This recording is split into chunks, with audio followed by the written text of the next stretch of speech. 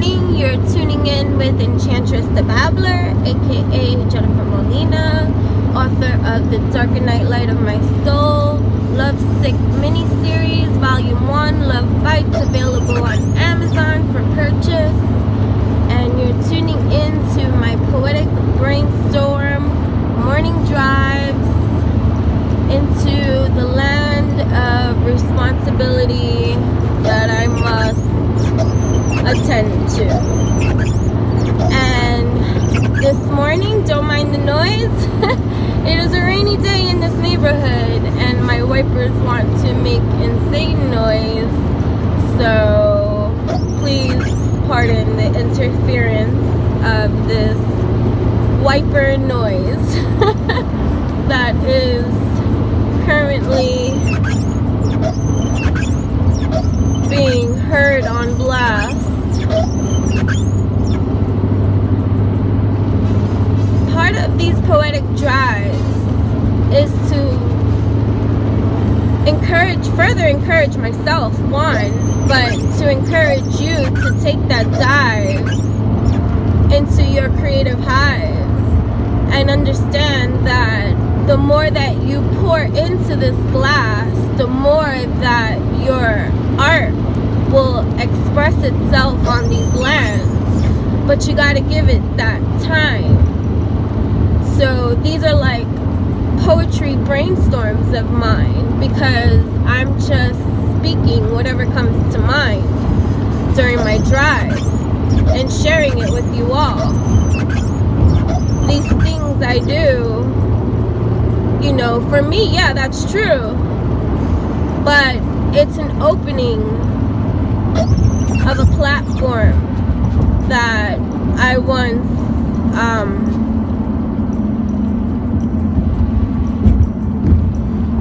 never realized I had.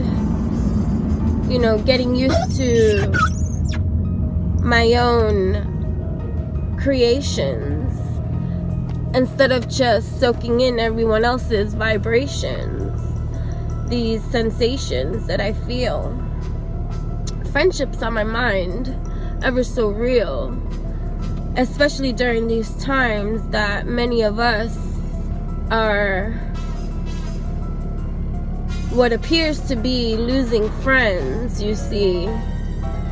The ones that you would have never imagined not being here during this part of your journey.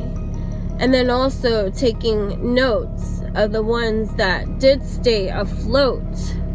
And then wondering too if these two are gonna go. You know, as hurtful as it may all seem to be during these times that, you know, towers feel like they're crumbling, foundations once believed set into motion, these friendships all of a sudden over like a freaking explosion, and we just feel that rupture. You know, like, how and why? But please do note that at these times, these friendships that we're saying goodbye to are in service for a greater whole, because sometimes certain friendships are friends. They choose to stay where they are. So these connections by far rip apart, because these pathways and these passageways and these elevation ways and these evolution ways are not aligned with them, you can say. And that's okay. But, you know, the more that we resist this need that we feed into, or this feed that we feed into that feels like a need, the more you're going to be met with the reality that this friendship can no longer be. And some of them are not even ending like mutually or on some peaceful stream. You know, it's like being ripped from me. And I realize too that this is applying to many on their journey too. And I sit here and I just think how these last 6 years of my life have been, and how 3 or 4 years ago, the ripple effect of everyone that had to go, you know, it's like, whoa, well, now you know, this too here is for your growth. And it's like, so, have no friends. Just kidding. Just kidding. The appreciation, the gratitude is my chosen attitude for all of these times, because I've realized even in the hardest of times how much I've grown. Yes, they say remove I, because it's all, we are one. But first we got to get to that one to feel that whole. And this truth sometimes takes a little bit of getting used to. And if you find any bitter notes rolling off your tongue, sitting on your mind, just take a step back and give yourself the healing time that you need to process and appreciate the friendship that once was, for whatever it was during those times, because you needed them and you had them at that time. So there's no need to be sad at this goodbye, and you know, but you know, getting into that mindset is going to take some time, because you know, friendships make us feel alive, and then what, to start again, build new friends, you know.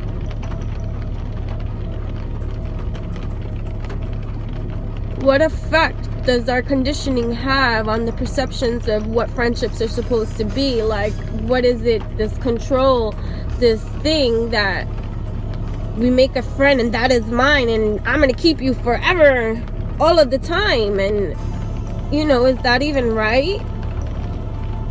What if this friendship was made for just this passing time, and then you know, you go on joyfully with the rest of your life, having cherished such a friendship sublime that you had at the time, even if it didn't end on some peaceful rhymes. It's all a matter of how we choose to perceive the things we choose to focus on. I go with the word choose because everything that we think is a choice, whether you choose to acknowledge that reality of it or not. Even if sometimes what we think is based off of how we feel, but again, our actions that we take and put into existence is a choice that we make. And what are you gonna do? Sit down and self-bake and rot and cry, woe me, because you know you feel alone and nobody seems to get me, understand me? What about me? Yeah, what about you? That's the thinking cue. What about you? What can you do that you feel that these friendships, ever so real, are going to be the thing that is fed onto you and making you some piece of this whole thing too? Like, what kind of alignment in that thinking, feeling, perceiving is healthy for you. Gotta be able to stand on your own too, boo. Like, you know, last man standing, like standing in that fire. Nothing left. Everything has burnt to ashes in the fire. What do you do now? You sit there and frown because there's nobody in town to hang around?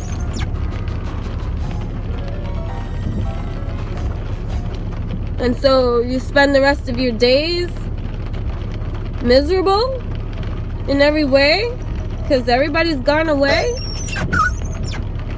What does that say about our thinking ways and just how we are not okay in solitude? Man, I love me some solitude. I'm not saying, oh, you know, dismiss the world and just, you know, be as happy as you can be alone, you see, but you have to get into that peace for your peace. That peace, P-I-E-C-E, for your peace, P-E-A-C-E. That feels complete even when alone. Even when there's no one to call, no support.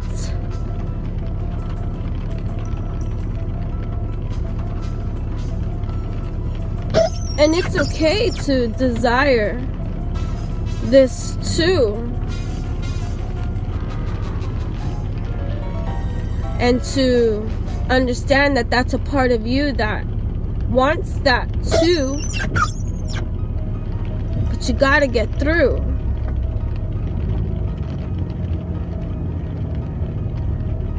Peace will always be found inside of you, but you gotta want that too without externalizing everything, thinking that's gonna be your solution for everything.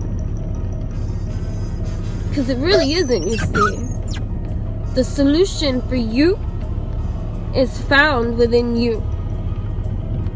As the solution for me is found within me, you see. And then here we become this community, unified. And even our difference and embracing even just our similarities and differences. Together, you see. But whole is the key. Because if we're too busy stuck comparing and contrasting and not appreciating our peace for our peace, that is our peace, P-I-E-C-E, for our peace, P-E-A-C-E, then when we commune with one another, we leave that doorway cracked open of some kind of darkness that isn't healthy for this to be able to creep in and diss and create lots of misses, you see. Just some things that reveal themselves to me in isolation, you see.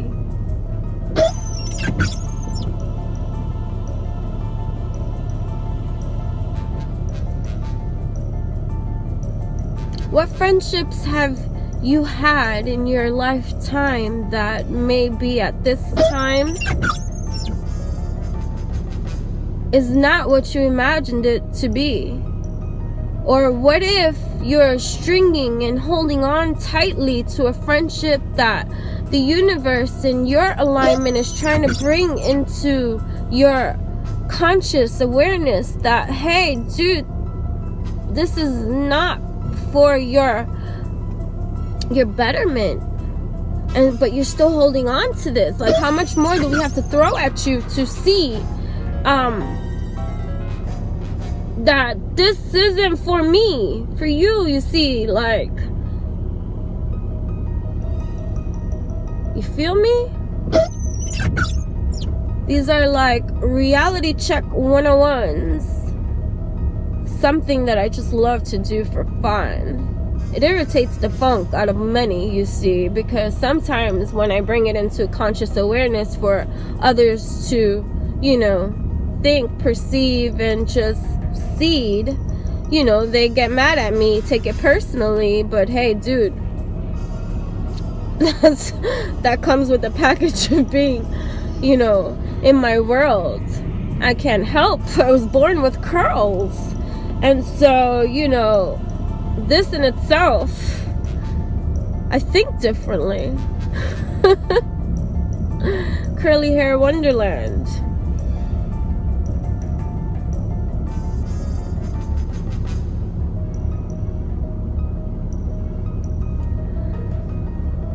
I appreciate, you know, this time that I get to spend with you all, you know, in my driving shrine, that we get to commune in ways that vibrationally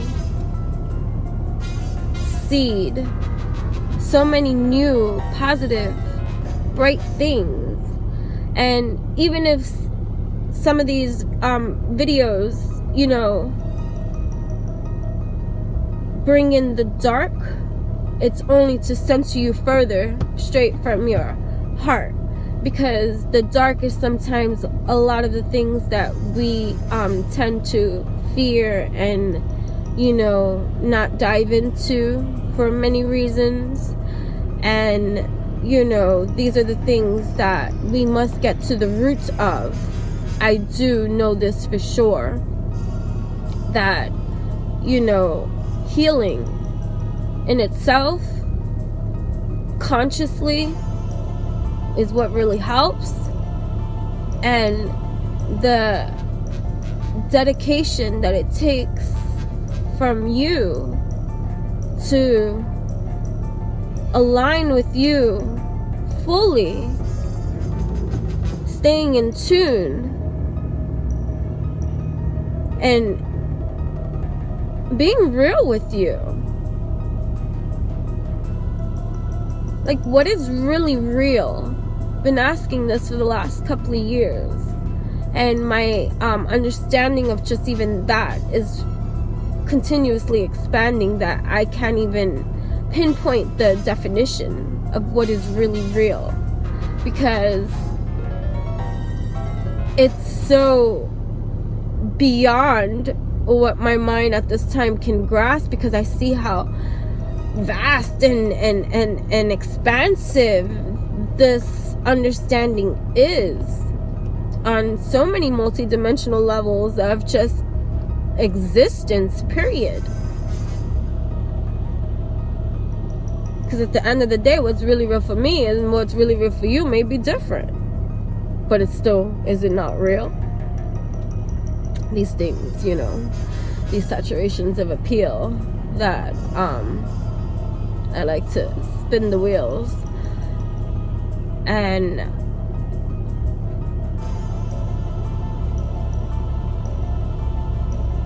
there's just so much more that on this channel we're going to explore.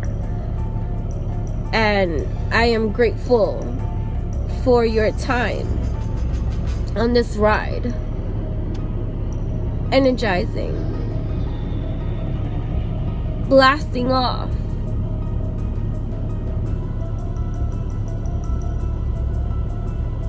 for times are changing. Constantly.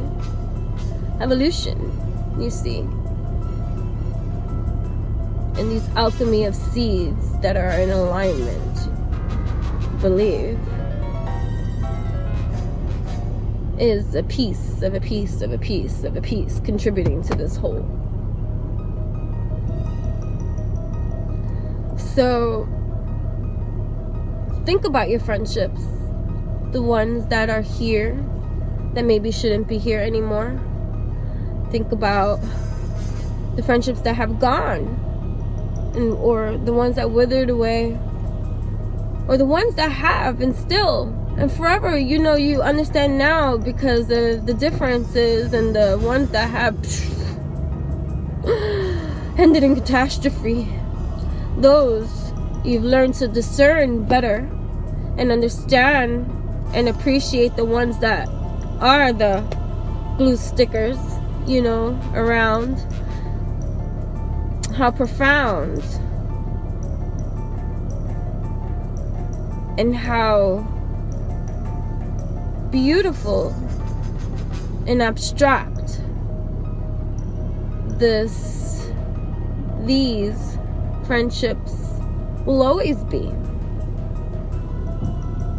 for they have been a part of the contributing to your alignment, you see, and that in itself is a blessing. Namaste.